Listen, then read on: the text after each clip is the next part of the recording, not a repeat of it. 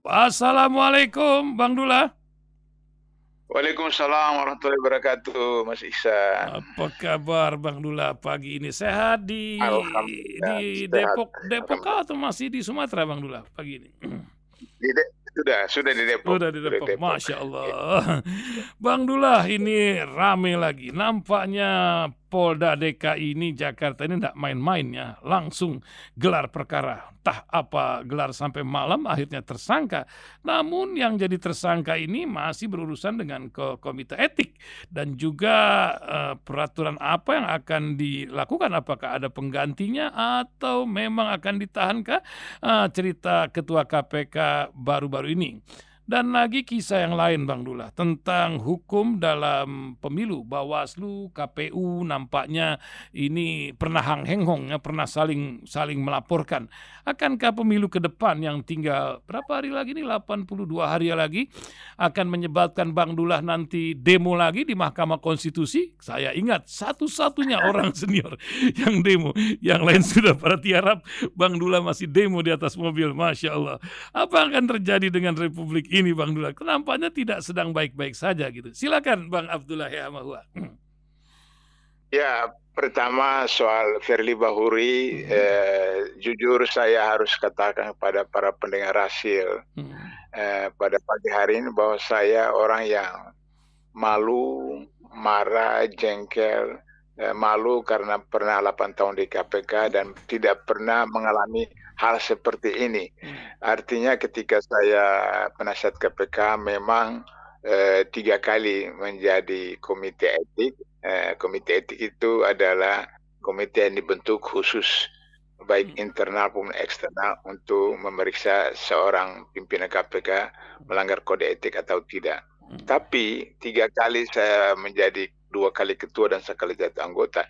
Itu persoalan-persoalan yang bersifat internal, yang bersifat sosial budaya, katakanlah ketemu dengan orang, kemudian berhubungan dengan orang yang tidak ada kaitan dengan perkara di KPK. Sehingga tidak terlalu berat. Tapi hari ini Firly itu selain bertemu dengan orang di tempat terbuka atau tempat tersembunyi, tapi juga terlibat kasus pemerasan. Itu luar biasa, pemerasan kepada tersangka.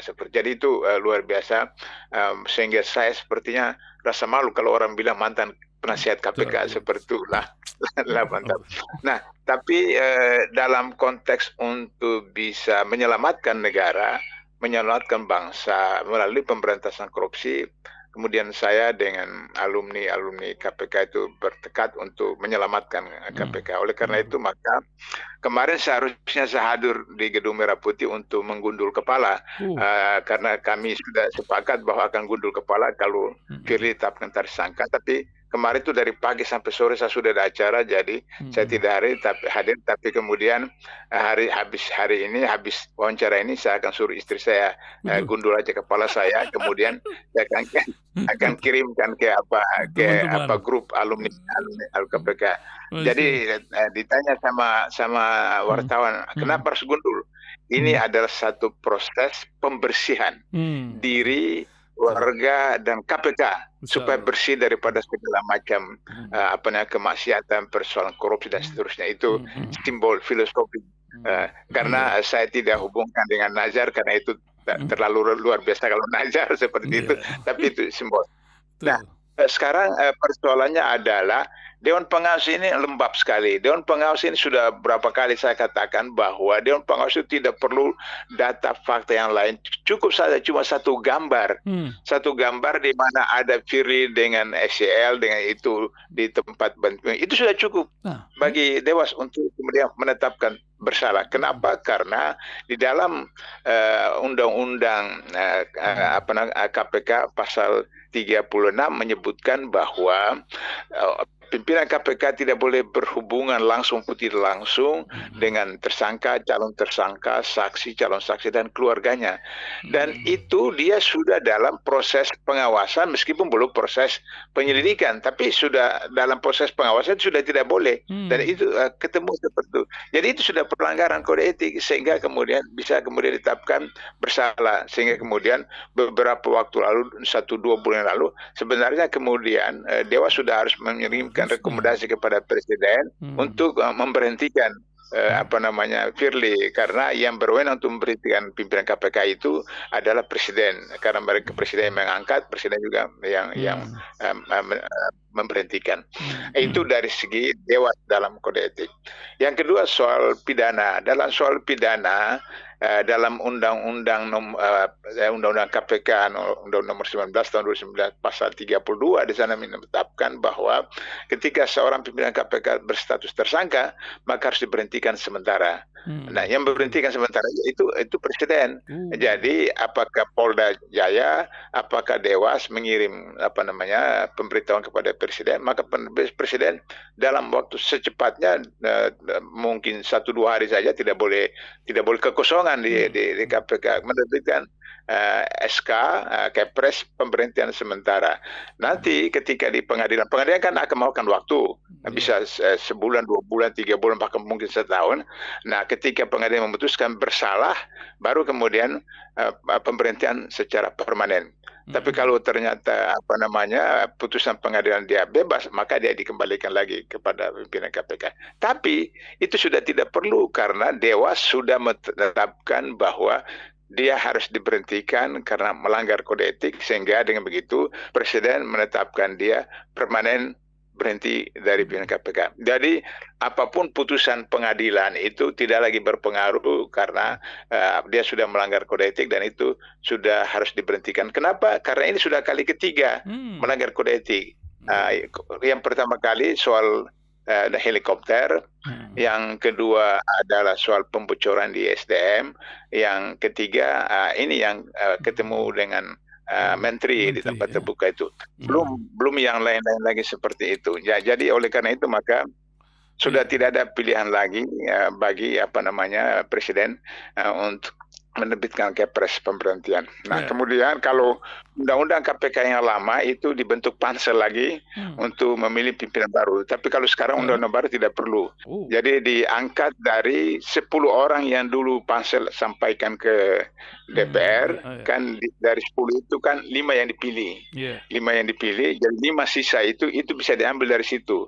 Nah, 5 itu sekarang tinggal 4 karena satu pimpinan KPK tahun lalu itu mengundurkan diri karena terlibat kasus di NTB itu gratifikasi, berarti tinggal 4. Nah, jadi sehingga kemudian urutan ke-7 yang diambil, untuk menjadi pengganti Firly seperti itu. Jadi sederhana sekali sebenarnya kalau punya politik will, keseriusan, selesai seperti itu. Jadi jangan sampai kemudian presiden cawe-cawe, presiden memainkan drama seperti itu, sehingga kemudian dia mengatakan, ini kok Firly mau dikorbankan seperti itu. Bisa saja dikorbankan karena dalam teori intelijen itu Mas Iksan, bahwa kalau orang diperlukan dipelihara, kalau sudah tidak diperlukan dihabisin seperti itu. Jadi mungkin perhitungannya adalah bahwa sudah 3 kubu, kemudian kubu 1, kubu 2, kubu 3 seperti itu.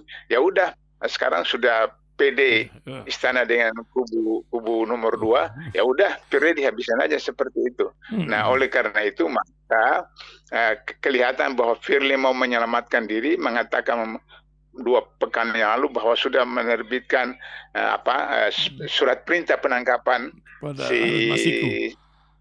Harun Masiku. Lah, itu tidak pernah ada dalam SOP KPK. SOP KPK itu begitu menetapkan penangkapan langsung ditangkap. Ini sudah 3 tahun lebih, 4 tahun baru menerbitkan surat perintah itu. Ini kan lucu-lucu seperti itu. Jadi ini mau melihat Firly mau bermain politik. Saya bilang sama beberapa teman wartawan bahwa seumur hidup saya di KPK belum pernah ada pimpinan KPK itu dipasang balihonya di mana-mana. Belum pernah. Bahkan kita dilarang foto bersama. Kita dilarang foto bersama dalam acara-acara semua. Ini dia pasang baliho di mana-mana. Nah, itu apa maksudnya? Jadi KPK dijadikan sebagai lembaga politik untuk kepentingan politik pribadi atau kepentingan. Nah, itu persoalan Firly. Jadi walaupun 6 bulan lagi KPK ini berlangsung ya, tidak menunggu 6 bulan tapi bisa digantikan dari yang tersisa. 4 orang itu. Langsung ya. Walaupun tersangka diberhentikan sementara, nanti ada yang bilang ini Johan Budi dari PDIP bilang bisa saja naik lagi karena kan belum menjadi kasus tuntas gitu. Apa bisa begitu, Bang Dula? Ya, bisa betul. Hmm. Kalau dia tidak melanggar kode etik. Oh iya, Nah, ini kode tapi kan etik dia lain sudah namanya. melanggar kode Betul, etik sidangnya. dan itu kali ketiga dalam SOP kode etik itu bahwa pelanggaran pertama itu sanksi tidak tertulis. Pelanggaran kedua sanksi tertulis. Pelanggaran ketiga dipecat. Oh. Jadi ini sudah kali ketiga, bahkan kali 4 kalau dikumpulkan kali 4 sudah 4 kali. Iya, Jadi iya. tidak bisa lagi, harus dipecat. Sehingga bergantung pidana itu mau dihukum atau tidak, tapi berdasarkan kode etik presiden sudah harus memberhentikan Firly. Nggak bayangin kalau ketua KPK-nya ini Bang Dula, wakilnya Pak Novel Baswedan, wah tambah seru nih.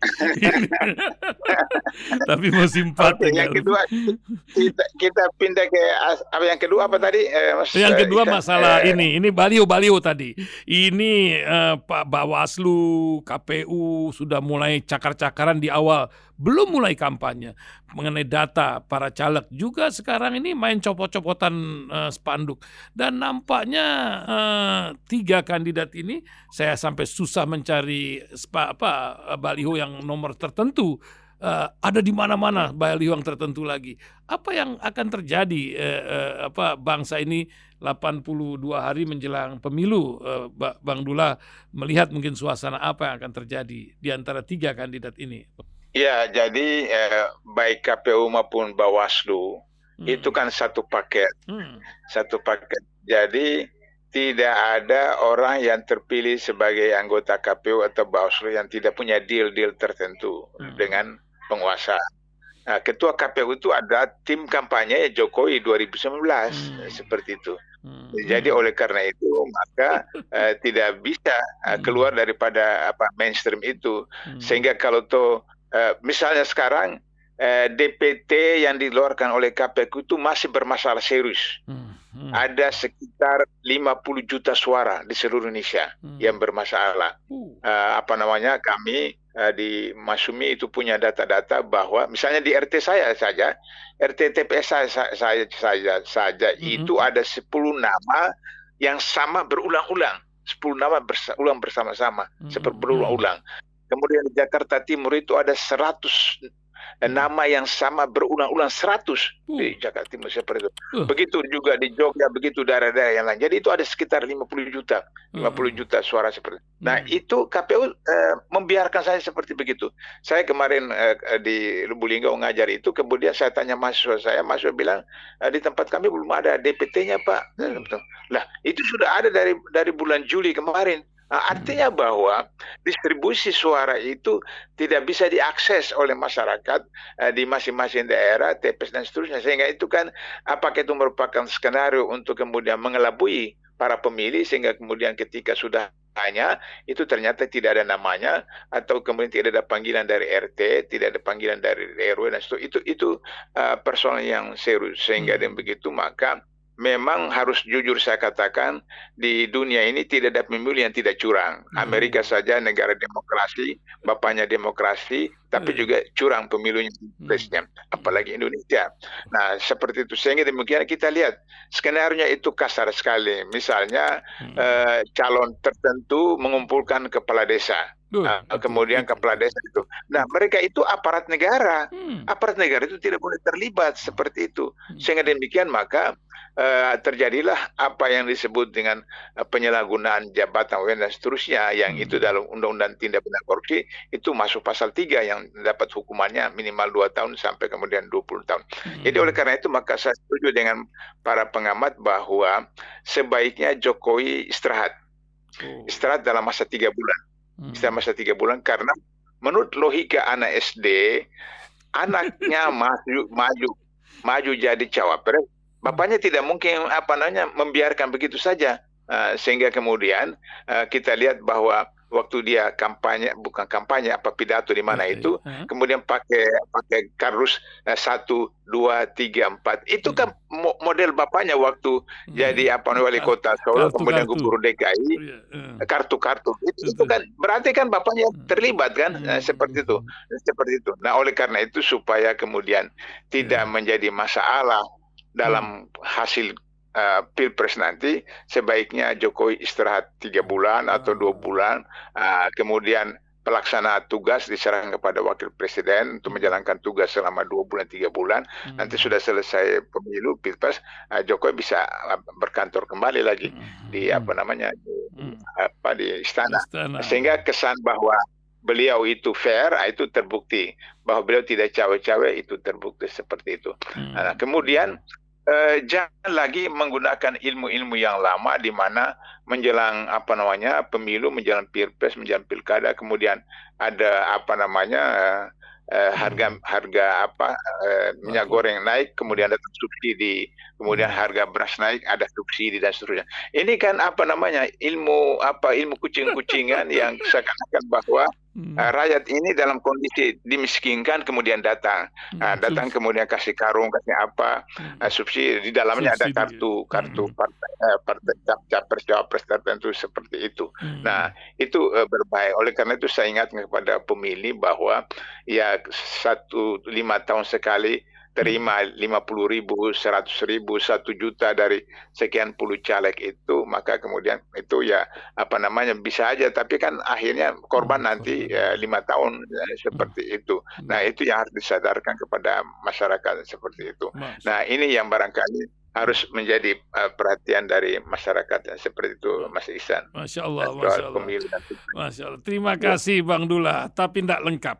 Kalau hari Jumat yang penuh berkah ini, masyarakat sudah siap untuk melaksanakan Jumatnya di berbagai tempat, mendengar sebuah nasihat bukan dari mihrab podium masjid, tapi dari corong suaranya Bang Abdullah Hehamawa. Apa nasihat Bang Dullah di hari Jumat ini, Bang?